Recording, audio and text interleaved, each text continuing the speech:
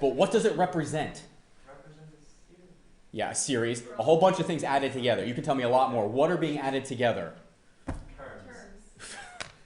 Yes, there are terms that are being added together. There are terms that are being added. You did tons of these at the beginning of AB Calculus. This is a representation of something. You did hundreds of these. A lot of things added together. I'll give you a hint. This is an infinite number of rectangles added together. Integration. Yes, it is. This is an integral. Yes, this is the Riemann sum, limit definition, summation of an integral. This is the integral of some function from a to b of dx. This entire question revolves around looking at that and knowing what function is being integrated from what to what. And you can figure that out pretty easily. You're adding together rectangles in a Riemann sum. So if you add together rectangles, how do you find the area of a given rectangle? Base times height. Can someone tell me what the base of each rectangle is going to be? And you're going to infinity. You're breaking it apart into an infinite number of rectangles eventually. That's what it's going to. So which piece right there represents the base? No. There's two things. There's this and this. In Riemann sums, are the bases always the same? Yes, they are, because the math gets terrible if they're not. So in Riemann sums, they're always the same. So which of those two stays the same no matter what k is?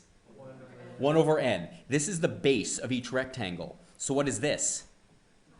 The height, exactly. So then you have to figure out what the function is, where it's starting and where it's going to. Where it's going to and where it's ending, a and b you can get with the extremes. N is going to infinity, correct?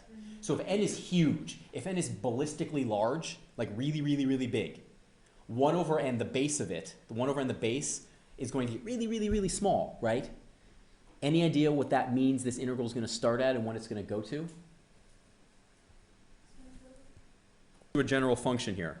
When you have a Riemann sum, so let's say there's a function like this, and let's say you're going from here to there, and you're breaking it into so many slices like this, right? This width is the same each time between the slices, right? How do you get, and let's just say it goes all the way to 0 here. So if you have this point right here, that's x1, and this is x2, and this is x3, how do you get the height if this is f of x? How do you get this height right here? This is f of x1, right? That's the height right there. So if that function is f of x, this height right here is f of x1. So what's this height right here? F of x2. So there's a certain function in here. Does anybody see the function yet? I told you what the base is. You figured it out. What's the function going to be? It's right, the square root of. Now here's the thing. The function, you're throwing in the x values. So if the function is starting, let's say, at 0 and going forward, if this width is 1 over n, what's the next width? Well, this is 1 over n as well, right? What's this one? 1 over n. What's the next one? They're all 1 over n, right? So what is x1? 1 over n. What's x2? 2 over n. What's x3? 3 over n. So do you see that inside this statement right here? That's right here, right? That's the input value. So what's the function? Just what? Just what? Just square root. The function is square root of x dx. That's it. That's what you're integrating. Because what are you plugging in first? You're first plugging in 1 over n to get the height of the first rectangle. And then what are you plugging in? 2 over n to get the height of the second rectangle. And then what are you plugging in? 3 over n. It keeps going. The question now is, what does it start at and what does it end at? Well, if the first x value is 1 over a big number, what is 1 over a big number infinitely close to? 0. What's your lower bound of integration? 0. Your lower bound of integration is 0. Is 0. Now here's the thing. K is going from 1 to n, right? What happens if k is equal to n? 1. So what's the upper limit of integration? 1. This entire problem is simply recognizing that this thing right here is the integral from 0 to 1 of the square root of x dx. This is the Riemann sum representation of that. What does the square root function look like, everybody? Describe it in words for me. Oh, come on. It's a what? Algebra 2 kids and Algebra 1 kids, you know this. Yeah, give me a better idea of what the shape is. It's a It starts at 0, 0. sideways parabola. There you go. Good job. Okay, there's your sideways parabola, right? And where are you going from? We're going from 0 to 1. Let's just cut it off right there. If I break this apart into n slices, so let's say here, here, here, here, and it goes all the way like this. I'll use a different color, blue. Here's your first one, right? Here's your second one. Here's your third one. So what's the width of each of these that we said? What's the width? No, 1 over n is the width. We're breaking it apart into n because it goes from 0 to 1. 1 minus 0 over n. We could go from 2 to 5, and then it would be 5 minus 2 over n. 0 to 1 is nice because what does that mean the numerator is? 1. So what's our first x value? 1 over n. What's our second x value? 2 over n. That's right there. You with me so far? Well, what's the area of this rectangle right there? That is 1 over n times what? The square root of 1 over n. What's the area of this one right here? 1 over n times what? Square root of 2 over n, right? What's the area of this one? 1 over n times what? The square root of 3 over n. What's the only thing that's changing? It goes from the square root of 1 over n, the k value. So what are we adding together? We're doing 1 over n times the square root of 1 over n plus 1 over n times the square root of 2 over n plus 1 over n times the square root of so forth, right? Well, what does that equal? That is the limit as n goes to infinity of the summation of k equals 1 to n of what? 1 over n times the square root of k over n. This is that integral, right? Do you remember you started this way? You had to do all that frustrating Riemann sum stuff, and then it was like, oh, fundamental theorem of calculus, we can now integrate, and we're really happy, and we don't have to do this. You have to still recognize what this is. The general form you have, you might remember this. The limit as n goes to infinity, summation k equals 1 to n of b minus a over n times the function evaluated at like x sub n. Do you remember that? It's like this is the super general one. Because what were our limits of integration for this integral? 0 and 1. So this turns into 1, right? What's the function itself? Well, our function was square root. You kind of with me so far? So now you're not done with this one. You just have to do this integral right here. Can you handle doing this by hand? Yeah, maybe. Maybe kind of, sort of. I hope so. I'm not going to do it. I hope you can do it. I really. When you are using a Riemann sum, what shapes did we have? What did we add together? What shapes? No, not squares. Rectangles. We added together rectangles, right? Maybe one of them is a square. Who knows? When you're dealing with polar land, what are you adding together? Oh, the thing by...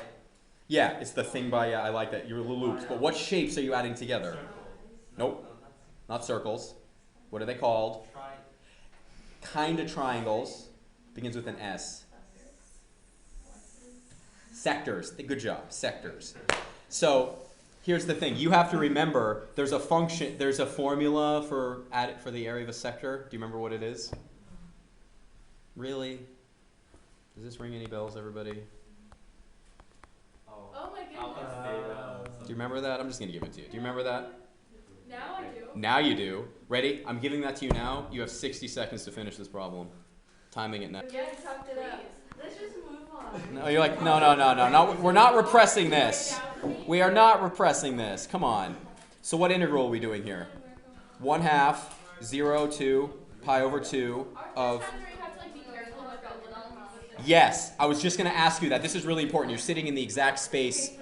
Kids, shh, 别说话. 谢谢. You're sitting in the exact seat that Umi sits in, and she asks the same question. You have to be super careful about your limits of integration in polar land. Why? Why do you have to be super... You can't always take things. You always can't just take them. Why, though? Like, why is... They can overlap seriously, right? Like those flowers and stuff. It's like, what's the area of this petal? You have to be super careful that you're not going too far or starting at the right place and going to the wrong place. But when you integrate this, what do you get? You get 1/2 times 2 tangent 1/2 theta from 0 to pi over 2, right? So then you just have tangent of pi over 4 minus tangent of 0, and you end up with 1 minus 0 is 1. You have to be super careful. Super careful. In this case, it is nice.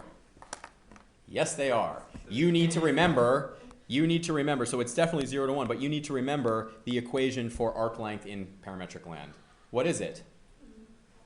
dy and dx dt squared plus dy dt squared. Yes. Yes. Okay. So what is dx dt? Do you remember some? What's dx dt? We literally just talked about this one. Squared. Yes, secant squared t. Nice. So what is dy dt? 1 half e to the what?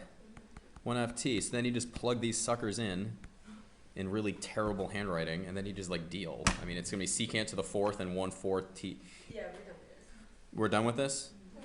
We need to square, but kids, can you square it properly? So it's definitely going to be secant to the 4th, right? So it's either going to be c or d, right? It has to be secant to the 4th, right? Yeah. So which one is it? Is it c or d? Why is it c? You need to, you need the square root thing? You need this thing right here. So it's c.